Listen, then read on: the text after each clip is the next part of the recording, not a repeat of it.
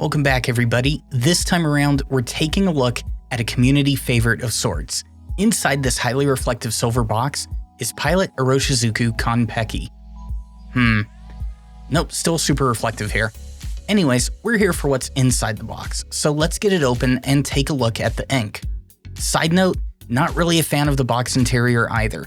That aside though, I am a fan of these bottles. And even though this isn't one of the older style handmade bottles, it still looks just as good. Although I really don't see the need for the string here. Ignoring the string and flipping the bottle over, the 50 ml of ink really takes center stage, as well as the nib recess at the bottom, allowing for a full fill as you start running low on ink. And with the bottle being glass, it's really solid, and I don't have to worry about it accidentally, falling over while it's uncapped on my desk as I grab a pen to fill for the writing sample. Which, while I'm filling my Atelier Lusso, I've got to admit that this is one of my favorite bottles for the Rubik's Cube Glamour Shot. It may carry over off the sides of the cube, but it's a good standout and follows the nice symmetrical lines of the platform. So the first thing you may notice here is that this is not the Tomoe notebook. That's going to come later, but I've been listening to the comments and decided to start using Rhodia along with the Tomoe for the writing samples. That, and I wanted to find a good use for this ridiculously sized A3 notebook. Now, on the more bleached paper of the Rhodia, the lighter blues are standing out quite well. You do get some of the shading out of the pen, but for the most part, from this medium nib, I'm getting mainly medium tones. Now, switching over to the Tomoe notebook, we get a different feel from the ink. The first thing I'm noticing is that the blue hues are complementing the paper more than they just are blatantly standing out. I'm also seeing more of that darker medium tone coming out onto the paper.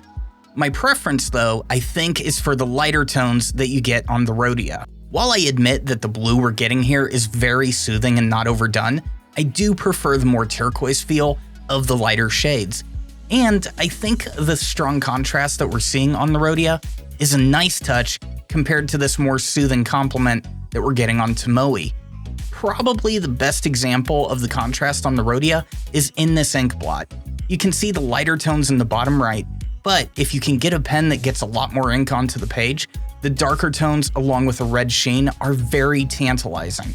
The darker mids are also a very nice touch, but this ink is going to be extremely nib specific on Rhodia, or at least in my experience.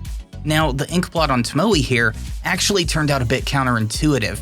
I was actually expecting the ink blots to be switched with a higher contrast on this paper, but that just wasn't the case. This blot is even more complementary than the writing sample was, as it provides more of the lighter mids, and doesn't really carry over into that sheening territory. But that said, it's still a good blue, and dry time was a bit of a surprise as well. Normally when I test an ink, it's not unusual to get a gap of 5 to 10 seconds between dry times. With Kon-Peki though, you can see that there's no difference between the papers. Both samples are completely dry by 20 seconds from a medium nib, and are sub 5 seconds out of an extra fine equivalent. And now that we're looking at the water resistance, I only did this test on the Rhodia, but I still think it'll help us get a good idea of what we're going to get into with Kon-Peki. And we're also doing shorter soaks now. So while it does mean that I won't be able to set up the film flybys that I did on recent ink tests, it will help us get a more realistic look at the water performance. Case in point, if you can grab your paper towel by the 15-second mark, you'll end up with a pretty good result. So while Kon-Peki isn't necessarily Noodler's bulletproof level, it is still recoverable, which is going to be a win in my book. So bringing it all back around, what have we got? I'd say that Kon-Peki is pretty dynamic, and it can provide more than just one look. It is definitely nib, pen, and paper dependent, so picking the right nib for the paper may be needed to get your desired hue. But I do find that all the different looks are well done. The lighter hues provide a nice turquoise, while the darker end can fade into a really good sheen. The dry time is on point with both Tomoe and Rhodia, and the water resistance is definitely there. The bottle itself is also a nice selling feature. The price, though, is where it loses me. Many other brands are able to provide similar inks at 1/4 to half the cost.